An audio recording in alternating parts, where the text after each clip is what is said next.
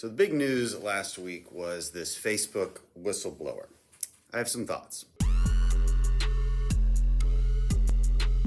First things first, I think it's important to point out, I'm not exactly sure what whistle was being blown in this case.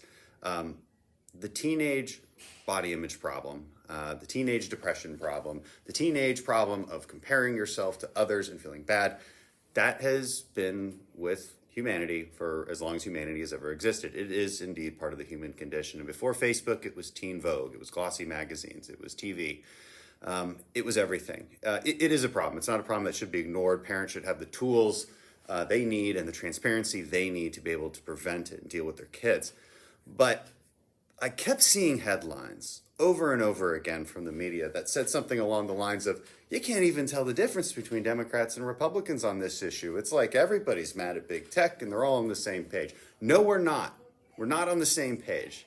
It's important to distinguish how Republicans think about this and how Democrats think about this. And to the extent that Republicans have been messaging this the same way Democrats have, they should stop, because you're giving Democrats the opening they need to open Pandora's box to censorship and stop social media as we know it, which, by the way, is what gives conservatives such a big advantage against the mainstream media. So here's how we think about it differently. The left thinks Facebook is a threat. Ever since 2016, ever since Trump won in 2016, Facebook is a threat to the left. Why? Because it allows us to talk to each other, allows us to make our points heard. They want more control, and they're using this whistleblower as a way to justify that control, to justify that censorship. Because they're like, what do conservatives care about? Conservatives care about kids being bullied. So let's try and make them agree with us on this. But here's the thing. It's a pretty short step from saying, look, we need to protect your kids from bullying. We need to protect your kids from seeing things that they shouldn't see. It's a pretty short step from that to, we need to protect you, the citizenry, from misinformation. We need to protect you from things that are untrue, from misinformation. We need to help you get fact-checked. We need to help you know what is correct. See, it's a pretty short step. Here's how else you know that this Facebook whistleblower is disingenuous. First of all, big Democrat donor, okay? First of all. Associated with a lot of the Democrat operatives, the mainstream ones that you would know, including Jen Psaki's previous firm.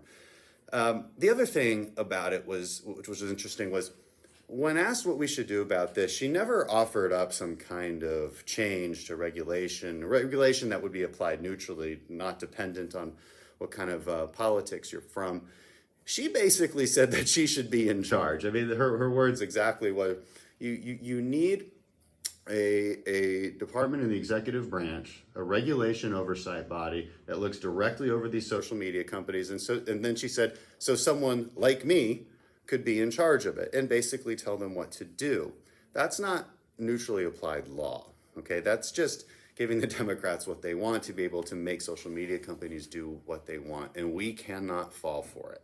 This was a big trick played on everybody, and I think we need to recognize it as such. See, when conservatives complain about social media, yeah, there's bipartisan outrage, but for totally different reasons.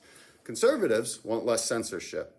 And even the conservatives that have, I think, been messaging this wrong, we still fall on the same place when it comes to policy. And that policy is taking a scalpel to Section 230 and making sure that liability protections are removed when social media companies are deliberately biased against someone for, say, their political beliefs or other things. That's the kind of reforms we need. It's less censorship, not more.